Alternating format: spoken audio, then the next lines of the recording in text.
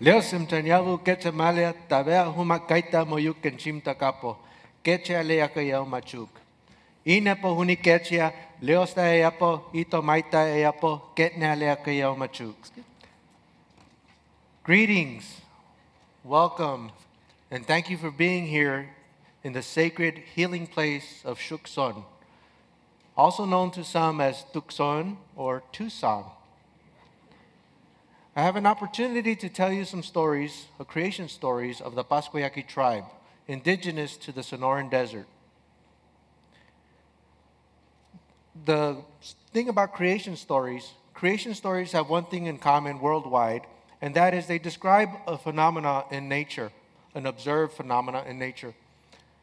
And the creation stories that I'll be sharing this evening, again, were told to me as a young boy, and they always start out by telling me and saying, since time immemorial, this is the truth that we have known. So with that, this is the truth that I have come to know. People cannot comprehend the love the Creator has for all things.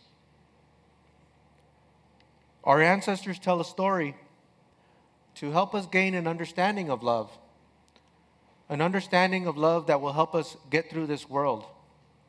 And it is a simple story. It is a story about the love of our Father, the Sun, and our Mother, the Moon. The Sun pledged his love and desire to be with the Moon forever. And the Moon agreed that they would be together. However, she challenged the Sun to create the perfect wedding dress.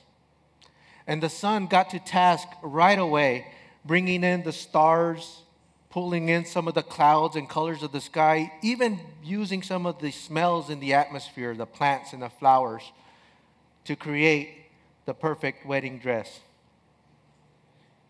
When he presented the dress to the Moon, he was really dismayed to find that it didn't fit. The Moon had changed her size. And to this day, the Moon, in her way, changes day to day, every moment, and the Sun stays at task trying to create the perfect dress. So you see, the Sun, our Creator, has got a great job ahead of him. And if my understanding that I've come to know here in my age now is that you'll find in our place, our desert, a bird might call your attention to just something that is so perfect, something that is so unique, and you just need to stop as it was meant for you to see it and know and appreciate that it was created just for you, as you just are part of this community.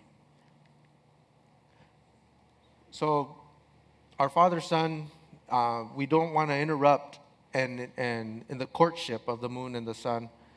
And so you have to, as the respect, have respect for the place that you are in, and know that it is something that is really key to your moving forward through this world.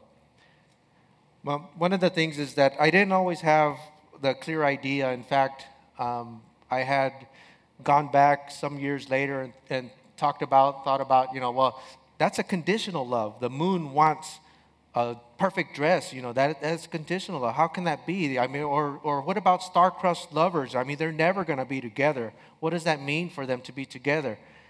My uncles kind of just throw their hands up in the air. It's like, oh, you're some lost cause, and poor guy, he's not getting it. But I would have my aunt and my grandmother. They would take me to the side and they would tell me that you must have love for all things. And that was it. Then they also told me another story. And then that's when my uncles got all excited again and said, okay, yeah, let's tell you another story. We'll tell you the story of how Vovuk, the toad, brought rain to the people. This was shortly after the Surem days, the early days of man. And man had developed a love for growing their food. So much so that they began to grow the food in amounts that the community could not consume. And the rain decided to stop. Now, it was only after some time that man decided to go and ask the animals for help. Not right away. It took them some time before they looked for the animals to come to help. And the animals gathered. They gathered merely to hear what man had to say. But among them, there was this bird. He came out flapping and saying, "Oh, I'm going to save man. I'm going to go up there and I'm going to bring them the rain. I'm going to do all this for them, and I will be remembered always." So this bird flew up into the clouds and said, "Can't you see that man is suffering? You've got to give them the rain that they need." And not even a moment later, he was blown out with the strong wind. The thunder boomed, the lightning chased after him. And that poor bird today has got a split tail. This is the observed origins of the swallow. So man, learning and knowing of this, had thought, well, how can we get the help that we need? And they thought about the toad.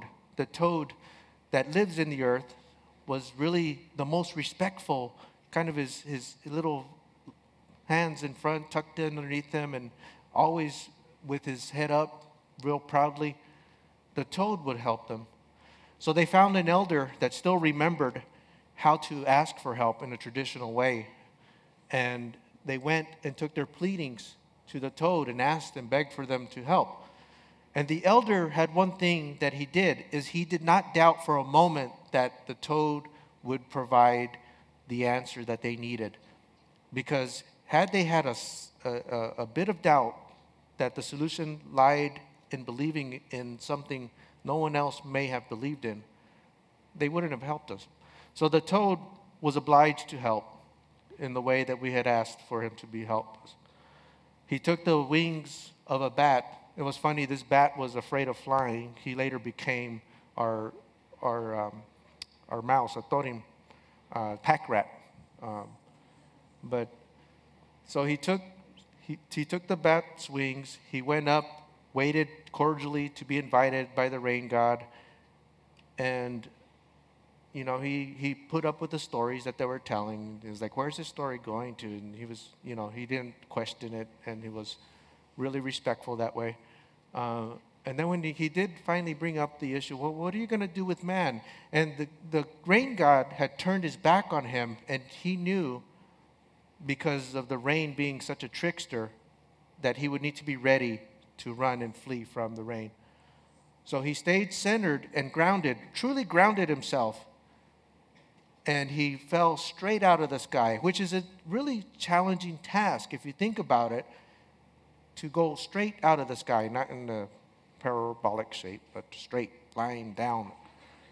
And then the lightning chased after him. Lightning follows the path of least resistance. He was working really hard, I think had some aerodynamic advantage, and came straight out of the sky and was missed by the lightning.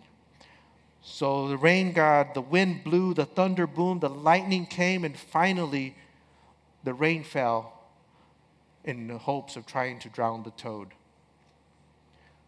And the drought was over. With that, my uncles would say, that's why you need to have respect all the time. And they kind of made sure I remembered it in the back of my head. And I was like, okay, so that story was about respect. I didn't question it at that point. But the stories I've heard are told by our elders, our Pascola. Pascola means the old man of the festival. And they're kind of a trickster, jokester, real positive. And they tell us the stories, the stuff that makes up our dreams, the heavens, the stories about enchanted world, the night world, the animals, the creatures that live there. And they tell us the stories, and they preserve our way of being in the oral tradition and expect nothing in return.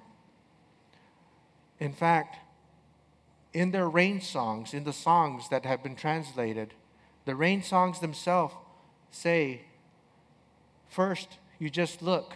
Later, you will find. First, you just look. Later, you will find. There, in the flower-covered grove, first, you just look. Later, you will find. This is a reference to the afterworld, and all the work that we do, all the blessings that we build and make for ourselves will be waiting for us in another world to come. Thank you very much for paying attention.